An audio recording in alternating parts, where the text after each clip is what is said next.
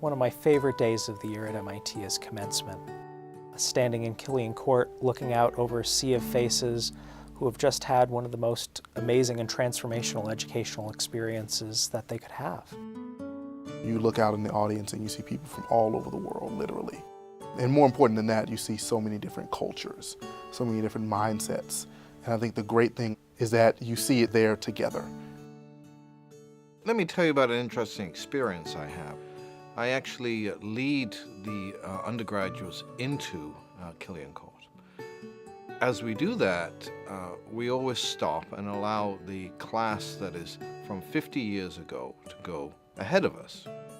So that sets up a very interesting contrast, because I can literally look in front of me and see the class as reflected from 50 years ago, and I can look behind me and actually see the class as it is, today. So if a student from MIT of 1900, and a student from MIT of 1950, and a student of MIT of today were to sit down, I think they'd find that they have a lot in common. One part of their discussion would be around what the on-campus individual looks like.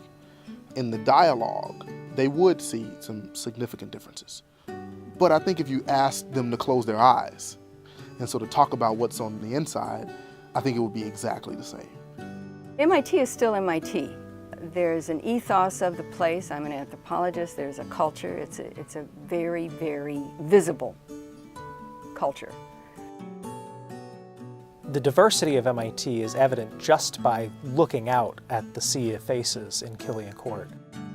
But a lot of the diversity you can't see. The diversity of ideas, the diversity of interests, the diversity of thought. There is just always this vibrancy, this vigor, this openness to creativity that I just haven't found anyplace else. In all those generations of students, the Institute has turned out people who do important things, and that hasn't changed.